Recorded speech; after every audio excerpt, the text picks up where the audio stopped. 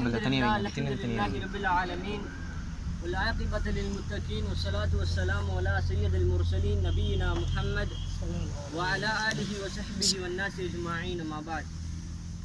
அன்பிற்கினிய அல்லாஹ்வுடைய நல்லடியார்களே, மிகப்பெரும் ஒரு அமலான 2 கீராத்துடைய நன்மைகளை பெறுகின்ற அளவிற்கான ஒரு அமலை செய்துவிட்டு நாமெல்லாம் இந்த இடத்திலே ஒன்று கூடியிருக்கின்றோம்.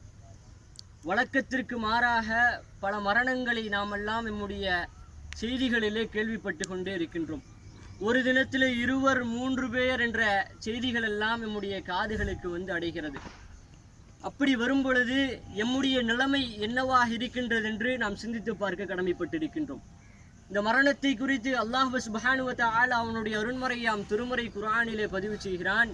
குல்லு நஃப்ஸின் தாயிகத்துல் மௌத், ஒவ்வொரு ஆத்மாக்களும் நிச்சயமாக மரணத்தை சுவைத்தே தீர வேண்டும்.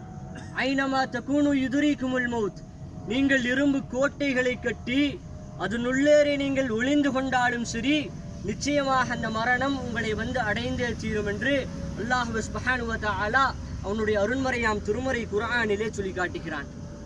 இந்த மரணத்திற்காக நாம் என்ன ஆயத்தம் செய்து வைத்திருக்கின்றோம்? இன்று என்னுடைய தந்தை மஃபாத் ஆகிவிட்டார்கள். எப்படி இன்று என்னுடைய தந்தைக்கு நடந்ததோ அதே போல்தான் உங்களையும் உங்களுடைய பெயர்களெல்லாம் மாற்றப்பட்டு மையத்தென்று நீங்கள் அழைக்கப்படுவீர்கள். அதே போல் உங்களை ஒருவர் குளிப்பாட்டுவார்கள், அத்தர் பூசுவார்கள்.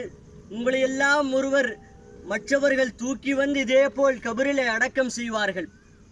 அந்த கபருடைய வாழ்க்கைக்காக நாம் என்ன சம்பாதித்து வைத்திருக்கின்றோம்? பல மரணங்களை நாம் எல்லாம் சந்தித்து கொண்டிருக்கின்றோம். பல மரணங்களுடைய வீடுகளுக்கு செல்கிறோம். ஆனாலும் எம்மிடத்தில் இந்த மரண சிந்தனை வருகிறதா என்று பார்த்தால் நிச்சயமாக கிடையாது. நாம் வருகிறோம், அதே போல் தொழுகை நடத்துகிறோம், நாம் கலைந்து விடுகிறோம். ஆனால் இந்த மரணத்தை கண்டு அஞ்சக்கூடியவர்களாக நாம் இருக்கின்றோமா என்று பார்த்தால் நிச்சயமாக நாம் கிடையாது என்று தான் சொல்ல முடியும். இலகுவான 3 கேள்விகள் கேட்கப்படும் என்னுடைய தந்தையிற்கு.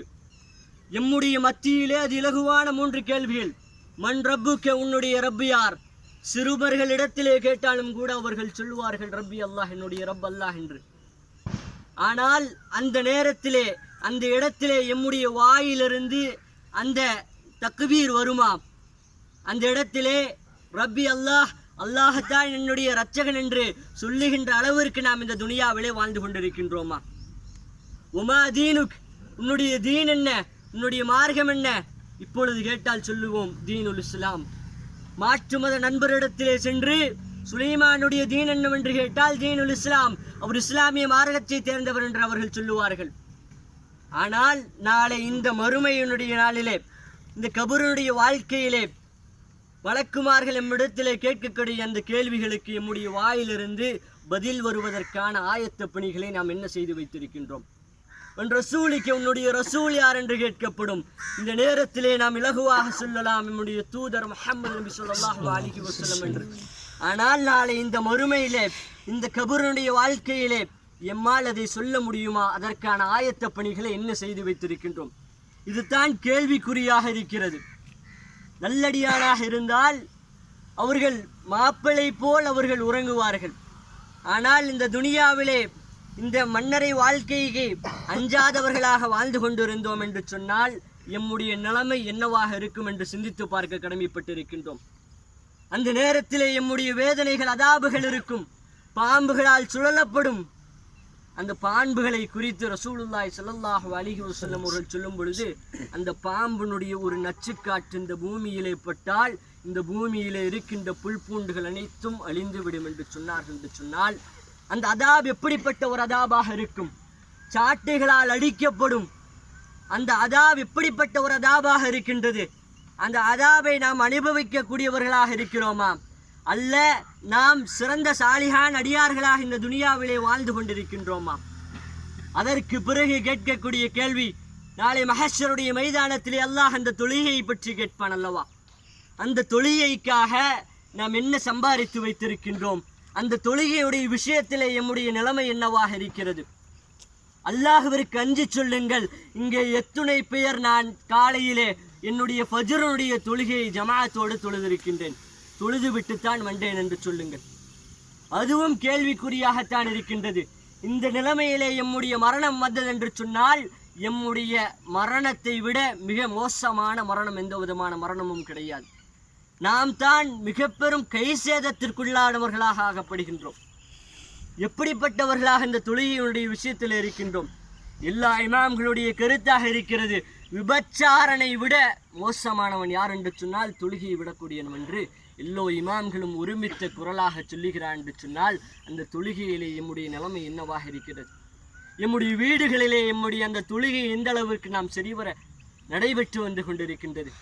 அருமை சொந்தங்களை சிந்தித்து பார்க்க கடமைப்பட்டிருக்கின்றோம். இந்த மன்னரை வாழ்க்கையை பற்றி சொல்லப்பட்டால் சஹாபாக்களுடைய கண்களிலிருந்து தாரை தாரியாக தண்ணீர் வரும். இந்த மன்னரை பார்க்க வந்தார்கள் என்று சொன்னார், அவர்கள் கண்கள் எல்லாம் கலங்கி குளமாக ஓடும். ஆனால் எம்முடைய நிலைமை என்னவாக இருக்கிறது?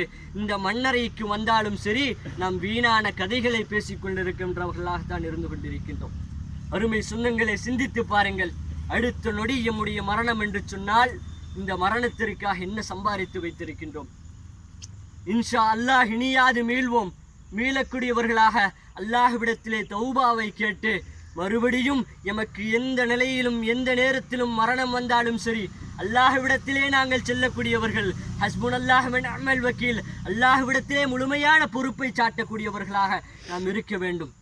நீங்கள் என்னுடைய தந்தையருக்கும் என்னுடைய குடும்பத்திற்கும் ஏதேனும் ஒரு நல்லதை செய்ய வேண்டும் என்று நினைத்தீர்கள் என்று சொன்னால், இங்கே நீங்கள் கலைந்து விடாமல் என்னுடைய தந்தையினுடைய இந்த கபூரனுடைய வாழ்க்கைக்காக, அவருடைய இந்த விசாலத்திற்காக நீங்கள் அதிகமாக துவா செய்ய வேண்டும். என்னுடைய குடும்பத்திற்காகவும், என்னுடைய தந்தை எனக்கு பல்வேறு விதமான கடமைகளை சொல்லிவிட்டு சென்று விட்டார். இந்த வயதிலே பல்வேறு விதமான கடமைகளை கொடுத்திருக்கின்றார்.